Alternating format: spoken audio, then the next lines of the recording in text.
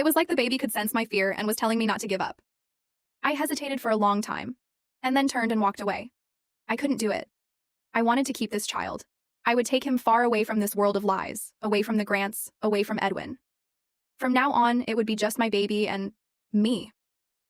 I stayed in the hospital all day, but Edwin never showed up. The next day, after I checked out by myself, I passed the VIP ward and saw something that cut deep. Denton and my father were right there with Kelsey. One was feeding her fruit, the other flipping through channels to find her favorite comedy movie. Meanwhile, Edwin was talking seriously with her doctor about her treatment plan. Kelsey tugged on Edwin's sleeve and pointed at a box of chocolates.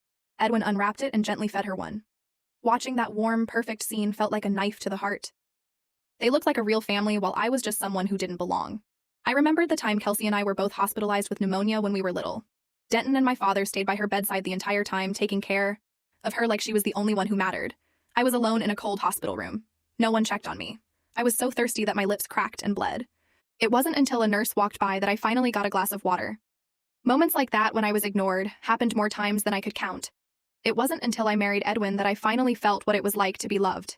He had always been so thoughtful, giving me the best of everything. I really thought I was the only one in his heart. But seeing how gentle he was with Kelsey, feeding her chocolate like that, it broke me all over again. I wiped away my tears and headed home. Then I called my college advisor and told him I'd accept the closed research project at Northendria. I agreed to the 10-year contract with no returning home. He booked my flight for 3 days later. He told me I should say a proper goodbye to my family. After all, I wouldn't be coming back for a decade. As soon as I hung up, Edwin came through the door. He wrapped his arm around my waist, smiling sweetly. "What were you booking on the phone?" he asked. "The opera tickets I bought earlier." "I couldn't make it because of the hospital stay, so I canceled them," I said casually. "I see, but why didn't you tell me you were discharged? I would have picked you up." Before I could answer, Kelsey walked in without knocking. She said with a pout, "Stephanie, why didn't tell Edwin you were discharged? When we saw your room empty, he panicked. He thought something terrible had happened. He's a mafia boss, you know. Tons of enemies are watching him. He really thought you'd been kidnapped by one of them." I looked at Kelsey. She always knew how to twist things around and make me look bad. She'd been doing it since we were kids. And now she was slapping me with the same old label, selfish and inconsiderate.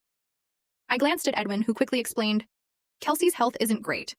The doctor said she should rest at home. Our castle has clean air and a forest nearby. It's perfect for recovery. That's why I invited her to stay for a while." Kelsey gave me a smug smile. "Sorry, I'll be interrupting your alone time." She was clearly waiting for me to lose my temper, just so she could play the victim and call me spoiled and unreasonable. That was always her tactic, but I just kept a calm face. "You can stay as long as you want." Kelsey froze for a second.